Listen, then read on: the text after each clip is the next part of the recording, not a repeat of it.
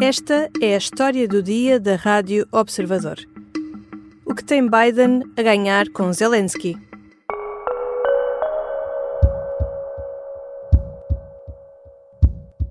And maybe somebody wants a Nobel Prize for their political biography for frozen truths instead of real peace, but the only prizes Putin will give you in return are more suffering and disasters. Decorre em Nova Iorque a 79ª Assembleia Geral das Nações Unidas, a terceira desde que começou a guerra na Ucrânia. Durante uma semana, 130 líderes de todo o mundo partilham a sua visão sobre o mundo e definem as prioridades. Entre eles, Volodymyr Zelensky, presidente da Ucrânia. Desta vez vem com uma esperança renovada em Joe Biden. Qual é o trunfo do presidente norte-americano? E o que é que se pode esperar da Assembleia Geral da ONU? Vou falar com o Major-General João Vieira Borges, presidente da Comissão Portuguesa de História Militar. Eu sou a Teresa Abcacis e esta é a história do dia de quinta-feira, 26 de setembro.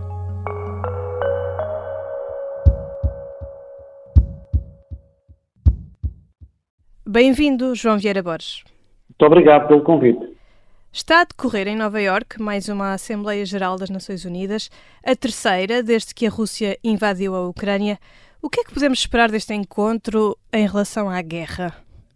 Bem, este foi um encontro, esta 79ª Assembleia Geral das Nações Unidas, começou com uma cimeira importante, uma cimeira que pensou o futuro da humanidade, mas também pensou, obviamente, as questões relacionadas com a guerra. Pensou o objetivo de desenvolvimento sustentável, pensou mudanças climáticas, pensou compromissos sobre direitos humanos, pensou sobretudo aquilo para que foi feita, pensou multilateralismo, no sentido de haver mais paz, no sentido da negociação da paz, que tem sido muito, muito complicado. Chamou-se Cimeira de 22 a 23 de setembro. Ora, entretanto, começaram exatamente aquilo que são os discursos da Assembleia Geral, e esses discursos inevitavelmente falam das duas guerras. Seja que presidente for, a começar no presidente Biden, já que é em Nova Iorque, a acabar nas últimas que nós temos ouvido, dos 130 líderes que estão, dos 193 países estão 130 líderes, naturalmente que se fala da guerra, quer na Ucrânia, quer na guerra em Gaza. E esses discursos são muito importantes no sentido de nós termos a percepção do pensamento dos vários países do mundo. Mas também no sentido em que, naquela casa em Nova Iorque, depois se fazem reuniões bilaterais e às vezes trilaterais, no sentido de pressionar os atores que estão mais diretamente envolvidos na guerra a caminhar no sentido da paz. E isto é muito importante naquela casa, independentemente das pessoas só terem atenção mais aos discursos. Não. Independentemente das votações... O que decorre nos bastidores é tão ou mais importante, é isso que está a dizer? Exatamente. Decorre, é muito, muito importante. E nós vemos, inclusivamente, o aferir determinados posicionamentos ao longo dos dias em função dessas mesmas reuniões. E, portanto, o contributo naquela que é uma casa da paz é sempre positivo, porque o que nós pretendemos é a paz, é o cessar-fogo nos conflitos, independentemente das narrativas de cada uma das partes. De história militar, disse da história. Eu acho que há sempre contributos positivos nesse sentido. Esperemos no fim da que primeira corresponda à verdade daquilo que é o meu pensamento. Numa intervenção perante o Conselho de Segurança, Zelensky apelou precisamente a que fosse procurado um acordo para conseguir a paz. Mas esta é uma hipótese que parece muito difícil de alcançar ali em Nova Iorque.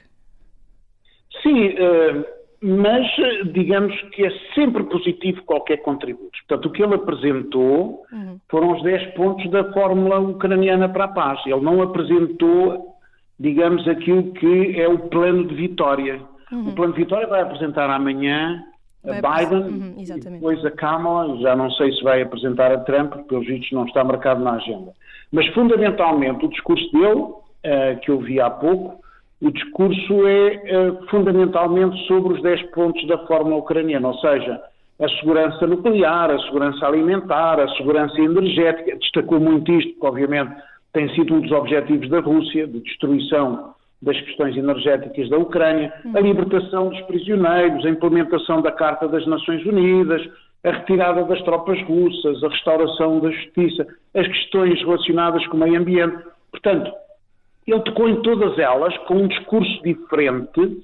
Curiosamente, começou com uma linguagem que vai ao encontro da linguagem que a Rússia utiliza para a maior parte dos países africanos e da América Latina, que tem a ver com colonialismo, e usou essa expressão exatamente que não quer voltar a ser ocupado pela colonialista a Rússia, e portanto, pronto, foi ali umas mensagens, mas que fundamentalmente têm a ver com aquilo que é o plano de paz e que não é propriamente aceito por parte da Rússia. E qual é que foi a resposta da Rússia, que entretanto também já se pronunciou? A resposta da Rússia foi interessante hoje, mas vem em linha com o que tem sido nos dias anteriores, ou seja, quando Zelensky, mais uma vez, porque já o tinha dito numa entrevista, diz que a guerra está mais perto do fim do que as pessoas julgam ou pensam, Peskov disse que isso não é possível enquanto Vladimir Putin não atingir os seus objetivos, apesar de serem objetivos que são reajustados frequentemente, como nós sabemos, desde o primeiro dia da invasão. Mas, por outro lado, hoje também já dizia que a guerra acaba quando Putin quiser e não quando a Ucrânia quiser. Portanto, é evidente que neste sentido tem razão, que a guerra entre as duas partes vai acabar com, se não falarmos de capitulação, e não é isso que está aqui, digamos, em jogo neste momento, a capitulação militar, ela vai acabar fruto de negociação, de trabalho da diplomacia, e nesse sentido só quando as duas partes cederem e encontrarem uma solução é que a guerra acaba. Portanto, não é só por determinação da Ucrânia ou determinação de Putin. A guerra acabará quando as duas partes encontrarem uma solução.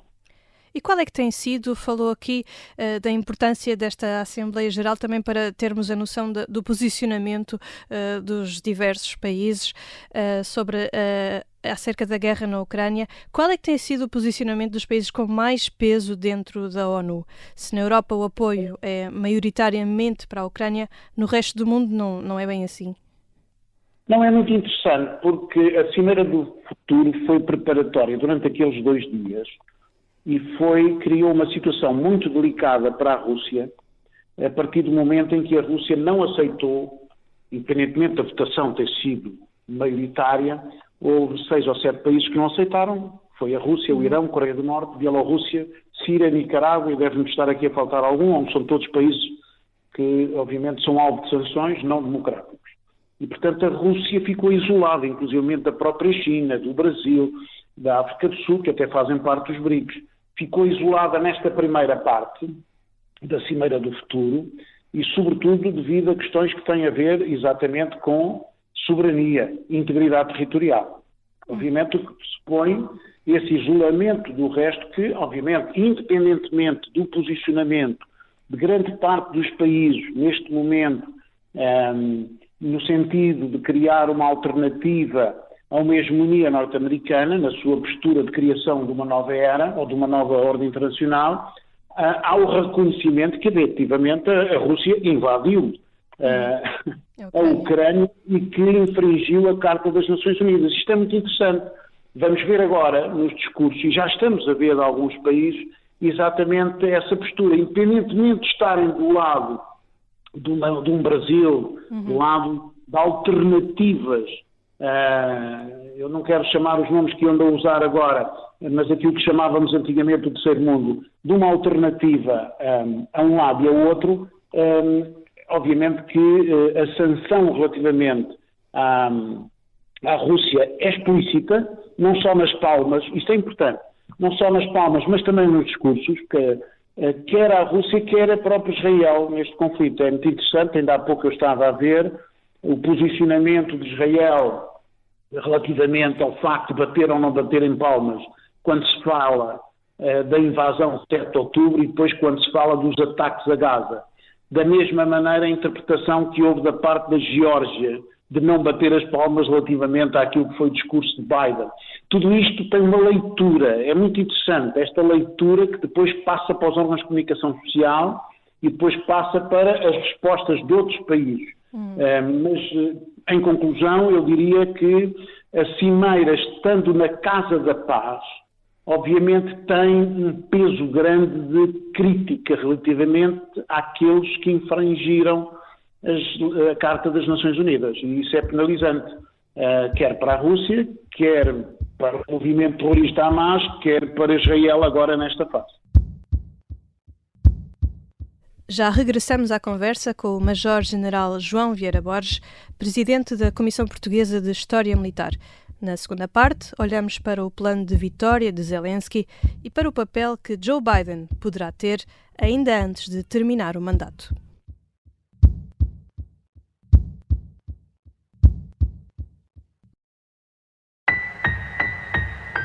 Não havia mulheres assim, ou havia muito poucas mulheres assim em Portugal. Ela era genuinamente uma mulher revoltada. Esta é a história de Vera Lagoa, a mulher mais temida pelos poderosos de todos os regimes.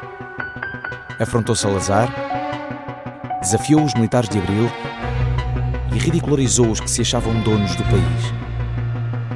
Tens medo, em Lisboa tens medo. Bem claro, isso é a palavra-chave para me levar para a rua de pedras na mão se for preciso. A Grande Provocadora é uma série para ouvir em 5 episódios que faz parte dos Podcast Plus do Observador. É narrada por mim, José Mata, com banda sonora original de Molinex. Estreia a 1 de outubro. Os Podcast Plus do Observador têm o apoio da Kia. Estamos de regresso à conversa com o Major-General João Vieira Borges, Presidente da Comissão Portuguesa de História Militar. No discurso desta quarta-feira, perante a Assembleia Geral das Nações Unidas, Zelensky chamou a atenção também para uma limitação da ONU, o poder de veto do Conselho de Segurança, de que faz parte a Rússia. Exato. Chamou a atenção, como chamou a atenção António Guterres, logo no seu primeiro discurso. António Guterres tem a noção clara de que estamos a viver um mundo muito mais complexo, muito mais conflitual, a partir do momento em que há 49 conflitos no mundo, e em que os infratores, parte dos infratores têm direito de veto, o caso dos Estados Unidos, em determinadas situações, o caso agora da Rússia, o caso da China, relativamente a questões que se passam no Mar da China, e, portanto, se têm direito a veto, não há qualquer resolução dos problemas, porque é o Conselho de Segurança, com as suas resoluções, que tem, digamos, mandatos para a ação, enquanto que as resoluções da Assembleia Geral, onde estão representados os 193 países, não têm consequências em termos de ação. É evidente que é importante, em termos daquilo que é a imagem internacional, a percepção do mundo relativamente a determinadas questões. Mas, efetivamente, como dizia Zelensky, a partir do momento em que a Rússia tem direito de veto, não vai haver resoluções para penalizar a Rússia. Ora bem, isto foi discutido também na Cimeira. Na Cimeira do Futuro é uma das questões importantíssimas, é a reestruturação das Nações Unidas em termos de organização e funcionamento, porque o mundo hoje não tem nada a ver com o mundo de 1945. Os vencedores da Segunda Guerra Mundial não são aqueles que hoje têm maior peso na comunidade internacional. E, nesse sentido, é fundamental também mudar. O problema é que ninguém quer perder poder. E essa reorganização, independentemente dos critérios que venham a ter lugar, sejam critérios demográficos, sejam critérios de poder real em termos económicos, são critérios que vão penalizar uns em detrimento de outros, independentemente depois da representatividade do mundo em termos espaciais. E, portanto, é uma discussão que vai ter lugar. Normalmente estas discussões têm lugar, tal como foi a Sociedade das Nações, tal como foi as Nações Unidas, a seguir às guerras. E estamos a viver uma guerra que tem consequências em termos geopolíticos indiscutível, e nesse sentido, a seguir a esta guerra, quando houver paz, e esperemos que chegue rapidamente, certamente que vai ter mais acuidade essa discussão a nível daquilo que deve ser o Conselho de Segurança das Nações Unidas. Falou na primeira parte da importância também dos encontros bilaterais e trilaterais que acontecem nesta altura em Nova Iorque. Zelensky tem aproveitado a presença de líderes mundiais lá para multiplicar estes encontros. Um deles foi com o secretário-geral da NATO, Jens Stoltenberg. A entrada da NATO faz parte do plano de vitória desenhado pela Ucrânia. Em que ponto é que está este processo? Digamos, o chefe de gabinete Zelensky já anunciou ontem que faz parte desse plano de vitória o convite para a Ucrânia se juntar à OTAN. Ora bem, hoje já tivemos respostas, inclusive de alguns membros. Eu estou-me a lembrar, por exemplo, do Erdogan hoje no seu discurso, já dizia hoje que há muitos países da NATO que não querem que a Ucrânia faça parte porque sabem que essa é uma questão importante para a Rússia e é uma questão que pode ser julgada em termos negociais depois, em termos da paz. Ora bem, o facto dele incluir, obviamente a Rússia também inclui no seu plano de paz ficar com todos os territórios conquistados, não é? E com oblastos, mas depois da negociação poderá ficar só com aquilo que era, no fundo, a situação antes do início da guerra, que era o Donbass. Ora bem, e que também era a Crimeia, como nós sabemos, ocupada desde 2014. Mas esta situação, este compromisso, que vai tentar que Biden e os aliados também se aliem, obviamente que tem também outras componentes. Para haver um plano de vitória tem que haver um fornecimento contínuo de armas, sobretudo com capacidade de longo alcance para bater alvos na retaguarda da Rússia. Depois também tem que haver outras decisões, designadamente o apoio de outro tipo de armamento para que depois consiga ter a tal vitória, que depois vá ao encontro daquilo que é o plano de paz nos seus 10 pontos. Vamos ver a reação de Biden, julgo que será amanhã, e depois de Kamala, e vamos ver também a reação dos restantes aliados.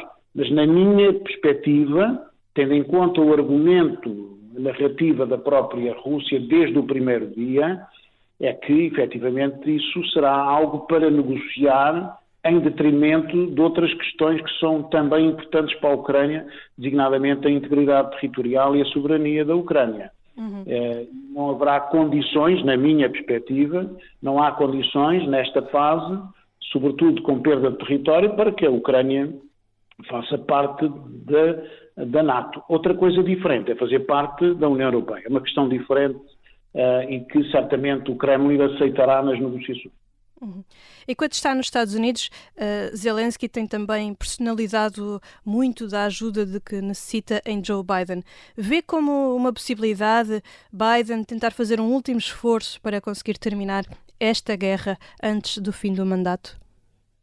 Sim, está a fazer um esforço enorme porque sabe que é importante em termos, digamos, pessoais, mas sobretudo importante para a administração norte-americana, com consequências para os democratas em geral e para Kamala Harris na sua disputa eleitoral com Trump.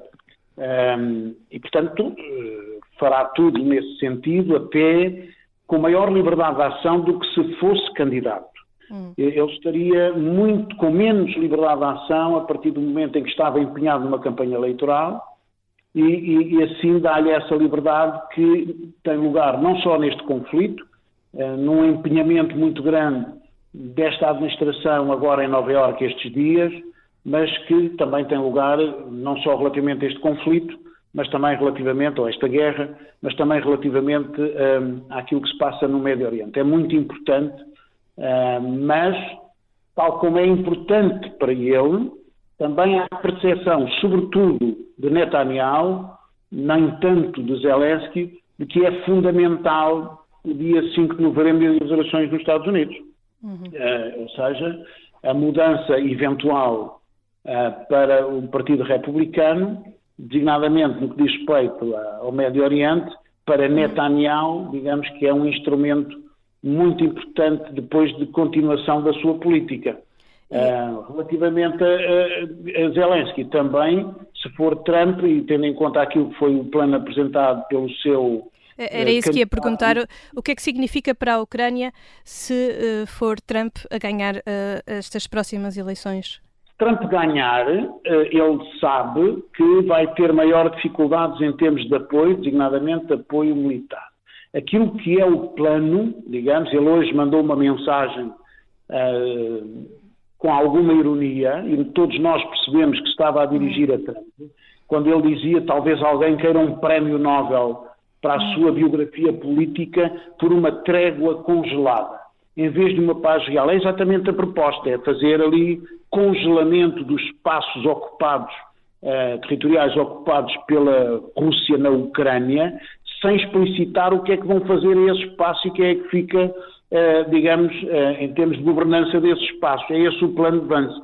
E é exatamente aquilo que a Ucrânia não quer. E, portanto, a negociação com Trump, seja porque diz que vai resolver em 24 horas, o que é impossível, também aí já é mais ou menos a resposta é a mesma do Kremlin. A guerra acaba quando uma das partes quiser, não é? Não é os Estados Unidos, como estamos a ver, no Médio Oriente, não é os Estados Unidos, apesar da grande influência que têm na zona e o grande interesse, não conseguem, Netanyahu é que decide quando é que a guerra acaba e começa. E, portanto, quando começa não é ele que decide, mas quando acaba, certamente será. Mas relativamente aqui à Ucrânia, a situação é a mesma, ou seja, uma grande preocupação, porque se a administração Trump ganhar as eleições, obviamente que vai haver maior dificuldade de apoio em termos militares e em termos políticos, em termos estratégicos, e a vida será muito complicada para a Ucrânia e também será complicada para o Ocidente em geral, e em particular os membros da NATO e em geral o Ocidente e a Europa. Será muito complicado. Teremos um mundo muito diferente daquele que temos neste momento, com maior instabilidade, tendo em conta também o facto de Trump não se empenhar naquilo que é, digamos, a sua decisão. Portanto, diz assim umas coisas, mas depois na prática nem quer sequer a entrevista com Kamala Harris, um novo debate, nem quer, já percebi, também aqui a entrevista com Zelensky, porque teria que dizer qualquer coisa aos jornalistas e ele não se quer empenhar. E, portanto, é com algum ceticismo que todos aguardam pelo dia 5 de novembro, porque, indiscutivelmente, os Estados Unidos continuam a ser a grande potência mundial. Muita coisa se faz sem os Estados Unidos, mas poucas coisas, as importantes, obviamente, que os Estados Unidos têm que estar presentes, designadamente, quando falamos de paz no mundo. Obrigada, João Vieira Borges. Muito obrigado. O Major-General João Vieira Borges é presidente da Comissão Portuguesa de História Militar. O episódio de hoje contou com a produção da Maria Nunes. Esta foi a história do dia. A sonoplastia é de Bernardo Almeida. A música do genérico é do João Ribeiro. Eu sou Teresa Abcacis. Até amanhã.